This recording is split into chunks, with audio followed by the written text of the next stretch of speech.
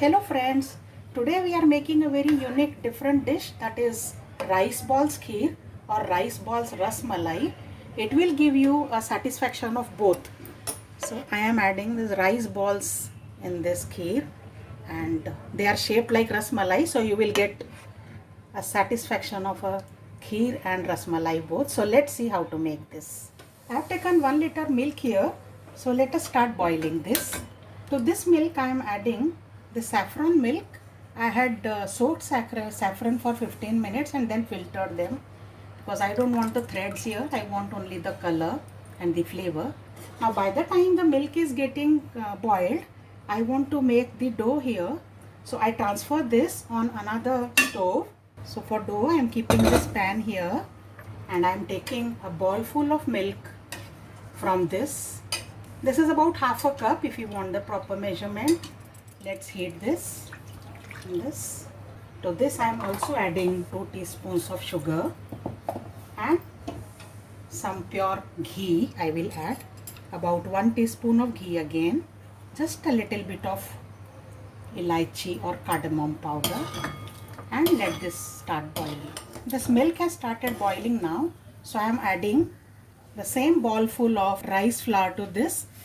Preferably, if available, try to take basmati rice flour. Otherwise, you can take any. Mix quickly so that no lumps are formed. This dough is ready now, so I have switched off the flame.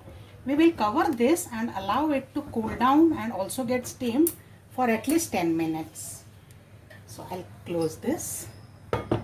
The dough has slightly cooled, but still somewhat warm. This is what we want it to be. So apply some ghee on the palms and rub this well to form a soft dough now. So the smooth dough is formed now and we will make small balls out of it. So let us take small ball. You can take the size as you desire, but small will be better here, looking better, and they will cook also get very well. So I have taken this size which is almost size of a berry or grape, large grape. I will flatten them a little to give them look of ras malai, like this. So this way I'll make all the balls and flatten them a little. So all our balls are ready now. Now we will drop them into the boiling milk. So make the flame high and to the boiling milk, let's add these balls in batches. Not all of them at once. We'll also add some cardamom powder, also some chopped dry fruits. I have taken cashews and almonds. You can take whatever dry fruits you like and you can take whatever quantity you like, and I am adding 2 tablespoons of sugar. If you want more sugar, you can add more.